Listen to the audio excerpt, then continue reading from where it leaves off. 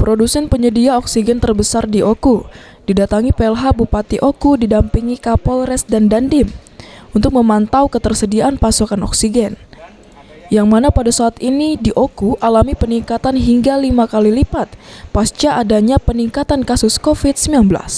Sejauh ini dari hasil pantauan bahwa adanya kurangnya pasokan oksigen di Oku, selain akibat meningkatnya kebutuhan oksigen, serta lambatnya kedatangan liquid campuran untuk pembuatan oksigen. Itu dari 100%, 90 untuk khusus prioritas medis. Nah, yang industri cuma kebagian 10% aja.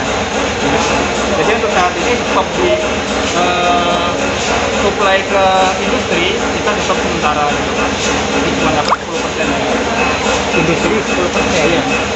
Yang medis 50%. Kapasitas kita ada kendala tidak selama beberapa hari ini? Untuk pengisian ya? Ya, pengisian atau pensuplaian? Ya, minimal dari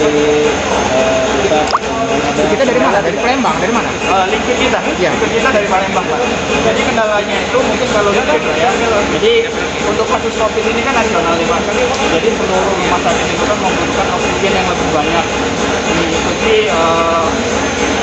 kasus COVID ini meningkat. Jadi ketika kita dijadwalin di 3 hari kemudian di jam 2 siang itu bisa mundur di sore gitu.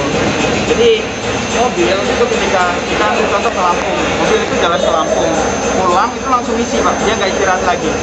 Mungkin yang ganti itu driver untuk memenuhi kebutuhan medis kita. Kita liquid kita didatangkan dari Palembang. Dari Palembang, Pak.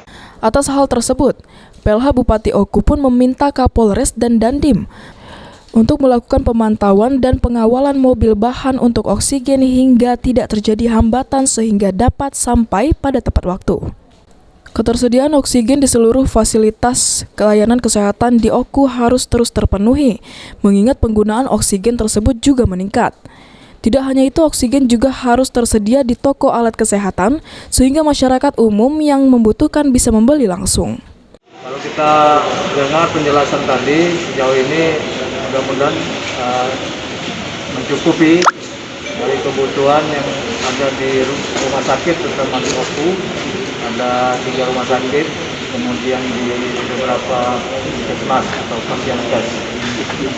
Baik itu yang tabung-tabung yang memang milik rumah sakit, milik puskesmas ada lebih kurang 360 tabung, maupun yang stok dari Samater sendiri ada di gudang ini lebih kurang 450 tabung.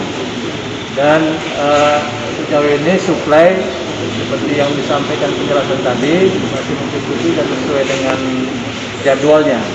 Tinggal nanti kita juga sudah minta bantuan Pak Kapolres, Pak Dandim untuk kelancaran perjalanan ketika akan ada pemberangkatan oksigen dari Palembang ke Kabupaten Oku. Hingga saat ini ketersediaan oksigen di Oku terus menipis akibat tingginya permintaan. Masyarakat mulai sulit mendapatkan isi tabung oksigen akibat di sejumlah toko mulai kosong. Ari Pranika, PAL TV.